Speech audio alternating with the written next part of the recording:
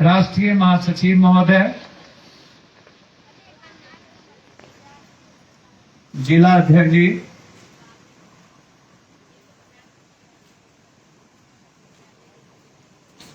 जिनके नेतृत्व में हम सब आज लड़ाई लड़ रहे हैं, दोनों जिला अध्यक्ष हैं ना, टिंकू बाबू, सजदा बाबू और आदिल बाबू, छात्र कार्यकारी अध्यक्ष जी, छात्र पटना यूनिवर्सिटी के सभी नेता, राष्ट्रीय छात्र अध्यक्ष जी,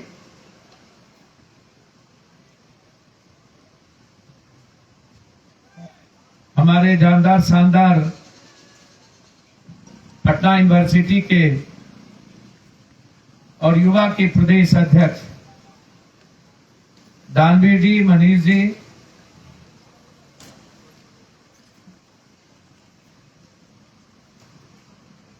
पीछे बैठे प्रदेश के कई पदाधिकारी, प्रवक्ता महोदय, नवल जी, अभिजीत बाबू और अन्य कई सम्मानित साथियों, पूरे प्रदेश में आज सभी जिला मुख्यालय पर धरना है। बगल में 10 बजे से बैठे हमारे इंजीनियर, जिनकी जिंदगी को यह सरकार छीन ली है, हराम कर दिया है। 30,000 इंजीनियर की जरूरत है और इनके पास 300 की वैकेंसी अभी नहीं है। वो सारे बच्चे जो अपने भविष्य के साथ, देश के भविष्य के लिए मेरे साथ अभी खड़े हैं,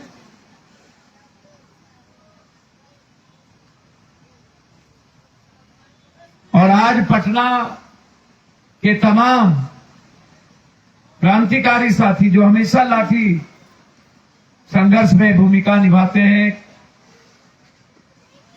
खाते हैं, चाहे वो हमारे प्रदेश महासचिव पाठक जी हों, चौबे जी हों, दुबे जी हों, झा जी हों, जादव जी हों, सब जी, सीटी जी हों, और सारे छात्र, युवा, सारे साथी, पत्रकार बंधु, मैं 2-3 बात सिर्फ कहना चाहूंगा। सारी बातें हमारे प्रदेश अध्यक्ष,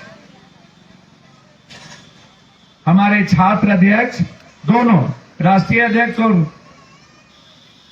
पटना यूनिवर्सिटी अध्यक्ष, युवा अध्यक्ष और हमारे पूर्व राष्ट्रीय महासचिव, महिला अध्यक्ष ने अपनी अभिव्यक्ति, अपनी भावना कह दी है।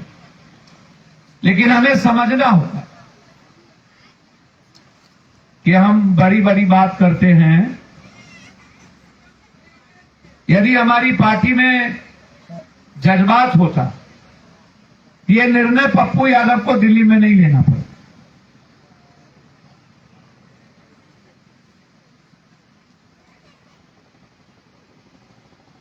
मैं आज सख्त बीमार हूं, आना नहीं था, उसके बावजूद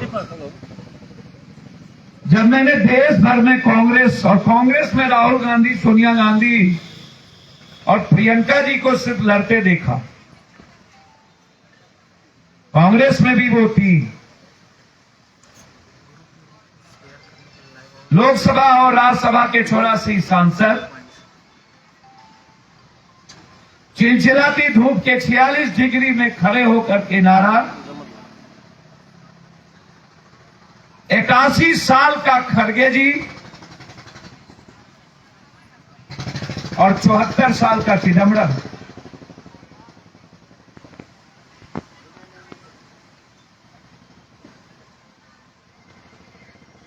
और जब मैंने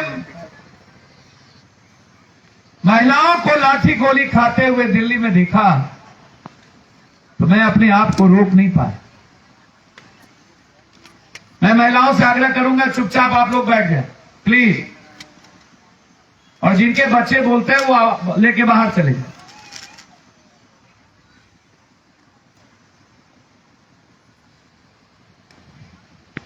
ये लड़ाई 5% जीएसटी या जीएसटी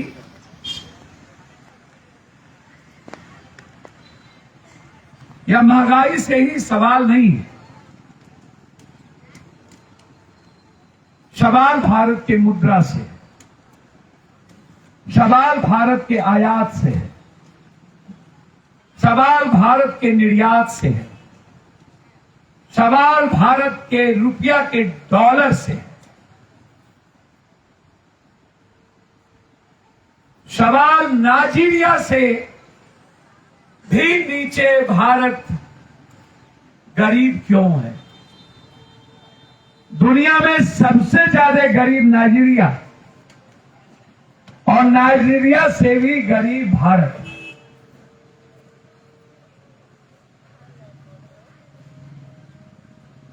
सवाल आजाद हिंदुस्तान में पहली बार डॉलर का रुपया 80.7% पार।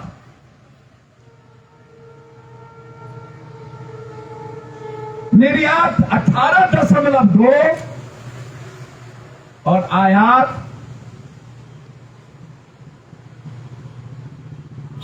80-82 से बाहर। क्या कंट्री सस्टेन करेगी? क्या आम आदमी आत्महत्या नहीं करेंगे? 93% कर्ज से हम हिंदुस्तानी लग चुके हैं। 113 श्रीलंका, जो सबसे छोटा देश, और 93 भैया महिलाओं को चुप करिए,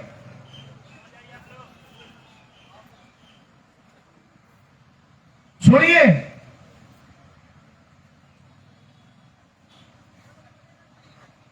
ये कर्ज क्या है? ये कर्ज भारत पे नहीं है। ये कर्ज खरे जितने लोग हैं, चाहे वो पत्रकार हो, चाहे जज, चाहे सीएम हो या एमएलए एमपी, इनको क्या मतलब एमएलए एमपी को? इनको पेंशन है और वो पेंशन आपके बाप दादे के पैसे। 74 करोड़ रुपया बिहार में पेंशन बढ़ता है महीना। 74 करोड़।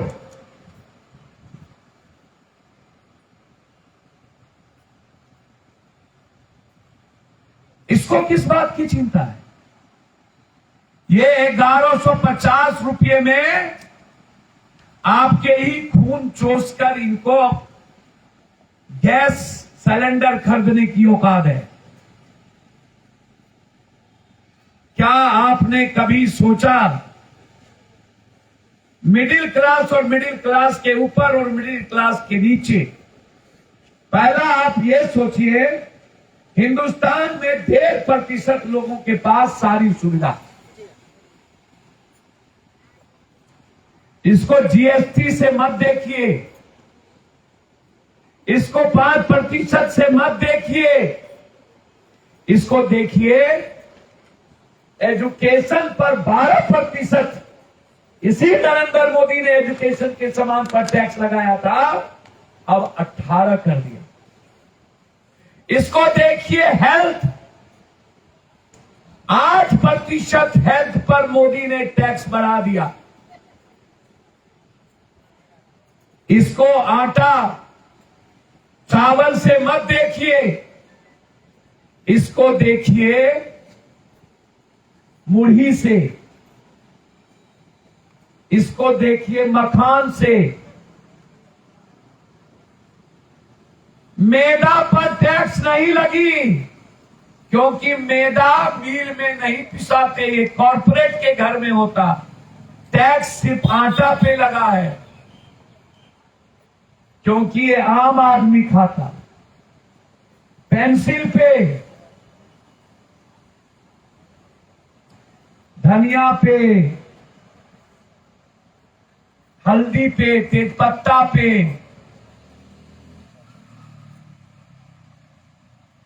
टैक्स सिर्फ पनीर और दही को फोकस मत करिए।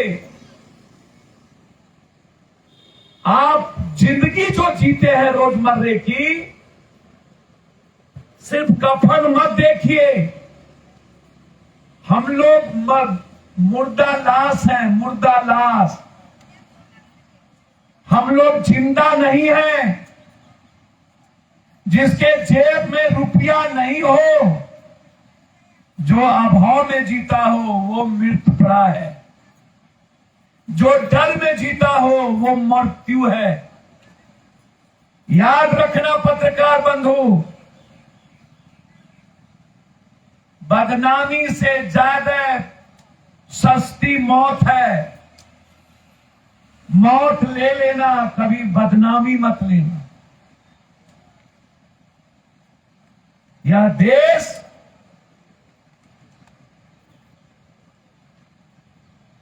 कंप्लीट 140 करोड़ में 1.5% को छोड़ दे तो हम लोग मुर्दा हैं। श्रीलंका में लड़ने की हिम्मत है, बांग्लादेश में है, रूस से छोटे कंट्री को लड़ने की हिम्मत है, यूक्रेन को लड़ने की हिम्मत है। लेकिन इस दुनिया का 56 इंच सीना, पत्रकार जी, जब ये नरेंद्र मोदी बात करता है कि हमने राष्ट्रपति आदिवासी से बनाया, तो मैं नरेंद्र मोदी को पूछूंगा कि भारत का सेक्रेटरी में एक भी आदिवासी क्यों नहीं? सब एक ही जात के क्यों? भारत की डिप्टी सेक्रेटरी में एक भी आदिवासी क्यों नहीं? सब एक ही जात का क्यों? भारत के जज में आदिवासी क्यों नहीं? सब एक ही जात का क्यों? भारत के पत्रकारों में आदिवासी क्यों नहीं? सब एक ही जात का क्यों? एक फोटोग्राफर साहब, इस सही में गंदा आदमी है। इस सब को ये फोटोग्राफर नंगा करता है।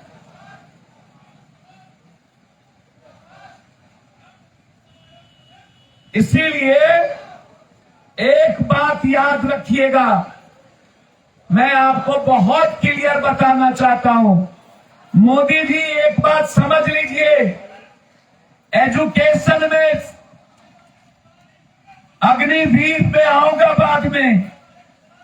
इस भारत में एक भी दलित सीएम नहीं है। इस भारत में एक भी आदिवासी सीएम नहीं है। इस भारत में 85% ओबीसी के मात्र 2 सीएम है। अरे मोदी जी है औकात तो हिंदुस्तान के 28% दलित आदिवासी, जिसका अधिकार बनता है मिनिमम 11 सीएम। राष्ट्रपति मुर्दा होता है, मुर्दा, रबर स्टाम्प, सुबह 4 बजे सिग्नेचर करने वाला राष्ट्रपति। वह आदिवासी नहीं है, वह नरेंद्र मोदी। आपके डेथ वारंट जो निकलता है आपके द्वारा भारत के 140 करोड़ लोगों का, उस डेथ सर्टिफिकेट पर सुबह सिग्नेचर करने वाला राष्ट्रपति होता है।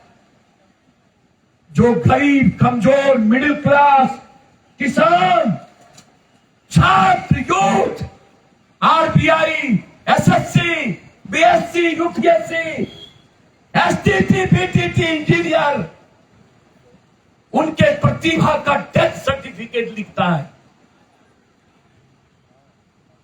इतना बड़ा जाहिल, इतना बड़ा जल्लाद।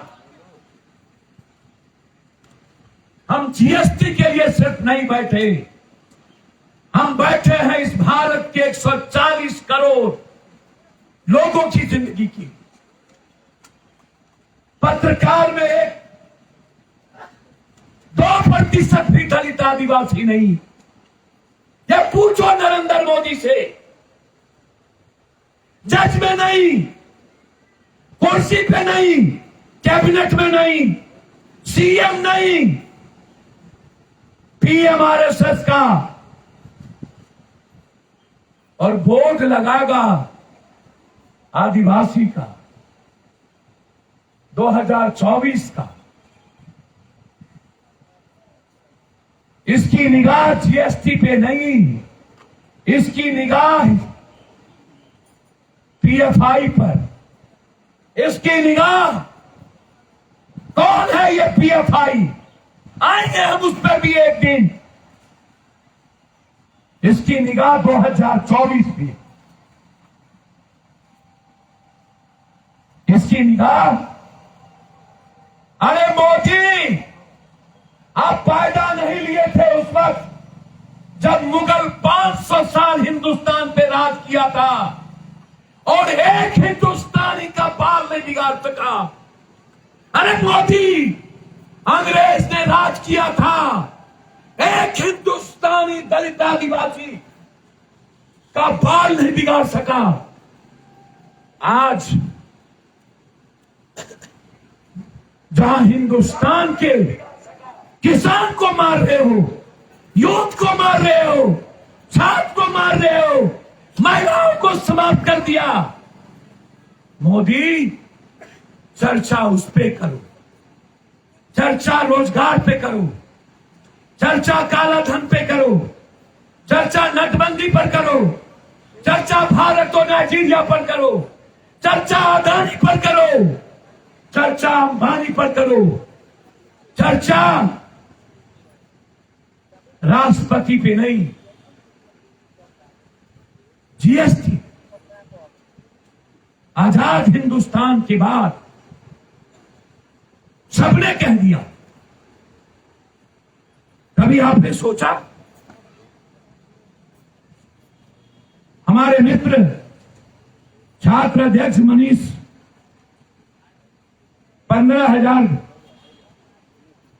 कुछ मुद्दों पर इन्होंने चर्चा की। विदेशी मुद्रा भंडार भरने की तुलना में अर्थव्यवस्था सबसे ज्यादा खाली दुनिया में भारत। अंग्रेजी अखबार द हिंदू की खबर के अनुसार भारत का निर्यात जून महीने में, भैया इसको बंद करिएगा, कौन कब देगा उधर, 16.8% बढ़ा, जबकि आयात में 51 की बढ़ोतरी हो गई। डॉलर की तुलना में मैंने पहले आपको बता दिया, उपभोक्ता मूल्य सूचांक आधारित मुद्रास्फीति 7% से अधिक, थोक मूल्य सूचांक आधारित मुद्रास्फीति 15% से अधिक, और बेरोजगारी बहुत अधिक, रुपया लगातार गिरना, चालू खाता घाटा बढ़ना, दुनिया भर में महंगाई बढ़ने का अंदेशा, तब इस सरकार ने आत्महत्या करने पर मजबूर। क्या पैकेट बंद और लेबल वाली वस्तुओं पर जीएसटी लगाना उत्पादकों की विक्रेताओं के लिए मौत नहीं? साफ सुथरी पैक की हुए वस्तु खरीदने की आकांक्षा रखने के लिए दंडित कर जीएसटी सूची में लगभग जीएसटी को बढ़ाकर 18%। ब्रांड और लेबल वाली वस्तुओं पहले से पैकेट बंद में वस्तुएं मध्य वर्ग और उच्च वर्ग द्वारा खरीदी जाती है। दूसरी वाली वस्तुएं छोटे कारोबार जुड़ी होती, गरीब द्वारा खरीदना बंद। आप सवाल सिर्फ ये धान गेहूं का पत्रकार जी मत करिए, सवाल नाइजीरिया के नीचे, सवाल हमारे भीतर लड़ने की हिम्मत नहीं, सवाल टीवी चैनल नहीं दिखाता है हिंदुस्तान की महंगाई, हिंदुस्तान के मिडिल क्लास के बच्चे अब पेंसिल नहीं खरीद पाएंगे, कॉपी, हिंदुस्तान में अब दवाई नहीं खरीद सकता है कोई मिडिल क्लास का बच्चा, ऑपरेशन नहीं करा सकता है। One nation one commission, one nation one election, one nation one pension, one nation one education, one nation one health, one nation one justice, one nation equal justice. क्या हुआ? अदानी, अंबानी, क्या हुआ जस्टिस? और ये लड़ाई महिलाओं को लड़नी चाहिए थी। ये लड़ाई हमें नुक्कड़ सभा करनी होगी, ये लड़ाई हमें घर घर पहुंचाना होगा। हम 14 डिग्री में रह करके लड़ाई नहीं जीत सकते, कश्मीरी में रह के लड़ाई नहीं जीत सकते। हमें नेपाली नगर के लिए गोली खाने पड़ेंगे, हमें राजीव नगर के लिए गोली खाली करना पड़ेगा। हम पॉलिटिकल इवेंट्स के लिए पैदा नहीं हुए हैं। हमें पद यात्रा करनी पड़ेगी, हमें निकलना पड़ेगा मां और बहनों के बीच, हमें जाना पड़ेगा बेटियों के बीच, हमें जाना पड़ेगा मिडिल क्लास हर जाति धर्म मजहब के बीच, हमें जाना पड़ेगा युवाओं के बीच, हमें जाना पड़ेगा छात्रों के बीच। छात्रों की लड़ाई सिर्फ एसटीटी की नहीं है, छात्रों की लड़ाई सिर्फ इंजीनियरिंग की नहीं है, ये उसके भविष्य की लड़ाई जरूर है। उन्हें अपने अधिकार के लिए लड़ना चाहिए। पप्पू यादव के नॉलेज में जब कभी एसटीटी हो, बीटी हो, टीटी हो, हिंदुस्तान के इतिहास में जब कोई सवाल आया, सबसे पहले पप्पू यादव खड़ा हूं। इसके पहले भी महंगाई में हमारे एक विधायक को लाठी से मार के फाड़ दिया गया जब हम ट्रैक्टर से निकले थे। भाजपा के कार्यालय के ऑफिस हम हमेशा लड़े हैं। इसीलिए ये खाली कह देना हम लड़ेंगे मरेंगे और 4 घंटे के बाद फिर छूटेंगे और बैठकर गप देंगे, हमें जज्बात के साथ नहीं खेलने की जरूरत है। हम सेंटीमेंट की बात सिर्फ ना करें, हम इमोशंस की बात ना करें। हम भारत के 140 करोड़ लोगों को जो कफन पहना दिया है उसके लिए आगे बढ़े और हम बढ़ना चाहते हैं महिलाओं के नेतृत्व में, हम आवाज देना चाहते हैं महिलाओं के नेतृत्व में। हम रथ देंगे, निकलिए आप।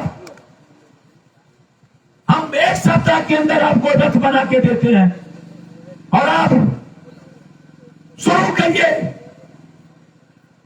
किसी एक कॉर्नर से प्रदेश अध्यक्ष भी हमारे राष्ट्रीय महासचिव और लोगों से बात करता है करें, और जो मेरे लड़ाई का हिस्सा नहीं है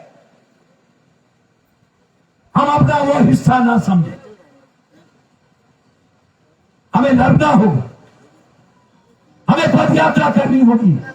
एक तरफ से यदि महिला हमारी निकले तो दूसरे तरफ से अग्निवीर के लिए यूथ का जत्था निकले, तीसरे तरफ से 1 नेशन 1 एजुकेशन और रोजगार के लिए छात्र का जत्था निकली, और चौथे तरफ से पार्टी का जत्था निकले।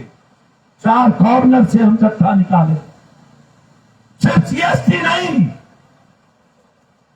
अग्निवीर के बारे में कभी सोचे?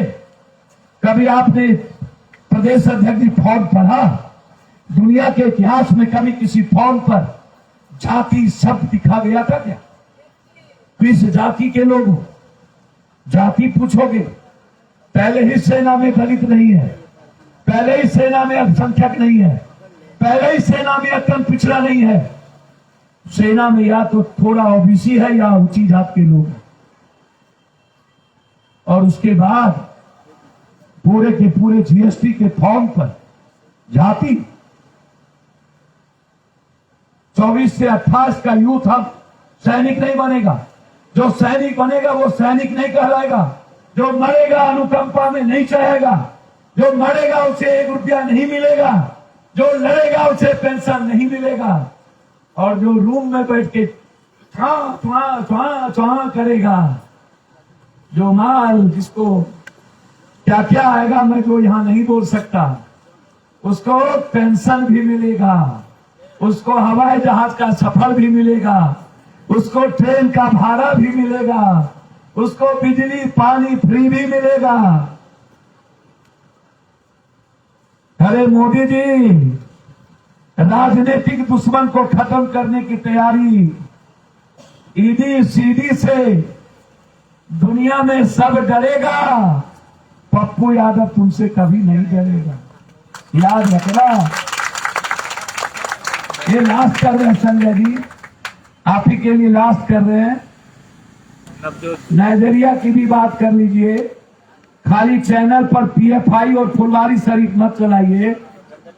ये फुलवारी शरीफ में कोई आतंकवादी नहीं है। एनआई एनआई क्या नीतीश कुमार का है क्या? होम मिनिस्टर कौन है? एनआई किसका है? ये एनआई बाप के घर से पैदा लिया है क्या? ये तय करेगा कौन आतंकवादी कौन नहीं आतंकवादी, और उसके बाद चैनल तय करता है। बोलेंगे 28 तारीख को बोलेंगे हम, और बताएंगे कौन आतंकवादी कौन नहीं आतंकवादी। आज नहीं, आज पूरे प्रदेश में। बस मैं सिर्फ इतना कहूंगा, जिसको बिहार ने विपक्ष की जिम्मेदारी दी, 75 एमएलए, 12 एमएलए, माले, सीपीआई, सीपीएम, कांग्रेस नहीं होती, राहुल और सोनिया नहीं होता, तो ये नरेंद्र मोदी निरंकुश हो गया होता।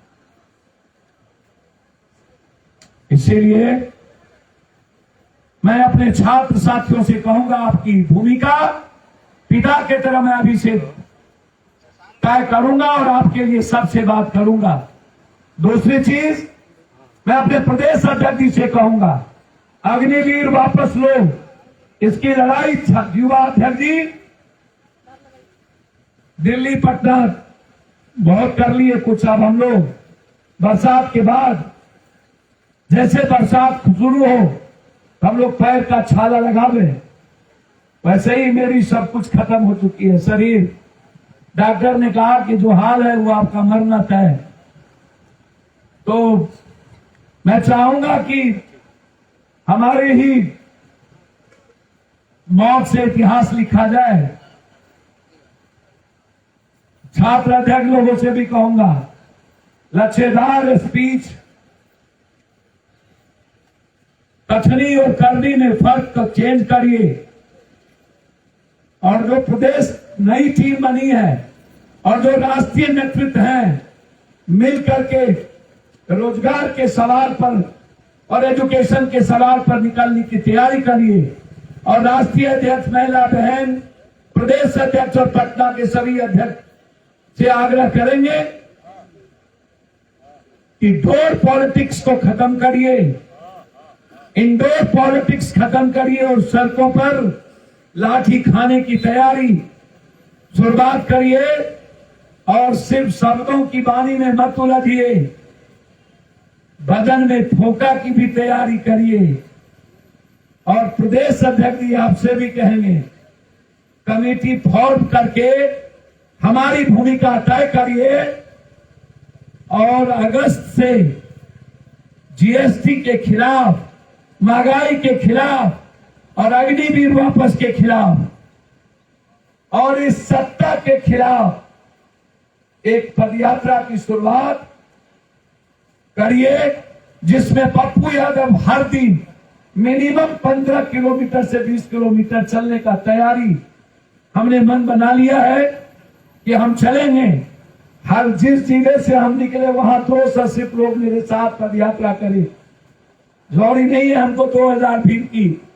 और इस लड़ाई के साथ इस बीच में गवर्नर हाउस घेरने की एक दिन पूरी पार्टी, जीएसटी, अग्निवीर और महंगाई को लेकर के डेट फाइनल करिए, पूरे बिहार को बुलाइए और इस मुठन घाटी, जो मुर्दा घाटी जिसको कहा जाता है, इसको भेजकर इसी राम राम सत्य के कफन के साथ इसको स्वाहा करिए, लड़ाई बढ़ाइए। और राष्ट्रीय महासचिव जी से आग्रह करेंगे हाथ जोड़कर कि आपके साथ आपकी संघर्ष और आपने निर्णय जो लेंगे हम बढ़ेंगे। लड़ाई विपक्ष की हो, मैं साथ हूं। जो कोई भी लड़ाई इस कंट्री में 140 करोड़ किसान महिलाओं को बचाने की, युवाओं की बचाने की लड़ाई लड़ेगा, चाहे वो बिहार का विपक्ष क्यों ना हो, चाहे भारत का कांग्रेस ही क्यों ना हो, पप्पू यादव जन अधिकार पार्टी वो जहां खड़ा होगा वहां उसके साथ कदम में कदम मिला के चलने को तैयार होगा। हमने लड़ाई शुरुआत की है, जो भी बढ़ेगा उसके साथ बढ़ेंगे। छात्रों को मैं स्वस्थ करता हूं। आज रात तक आपकी बात को मैं पहुंचाऊंगा। मैं महिलाओं को विशेषकर धन्यवाद दूंगा। आपकी भागीदारी, आपकी साझेदारी और आपके लड़ने के जज्बात, जो संख्या में आप आए, पूरे अपनी मां को, बहनों को और बेटियों को, सबको हृदय से धन्यवाद के साथ पार्टी ने 3 दिनों के अंदर एक बड़े व्यापक धरना के साथ देश को बिहार से सशक्त विपक्ष की भूमिका आगाज किया है।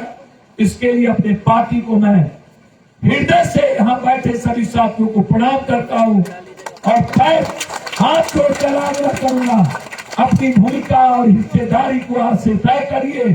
दोनों जिला अध्यक्ष से आग्रह करेंगे कमेटी बनाकर एक मजबूत आंदोलन के साथ दोनों जिला अध्यक्ष के साथियों को धन्यवाद देते हुए बहुत बहुत शुक्रिया। एक बार नारा जोर से दीजिए अध्यक्ष।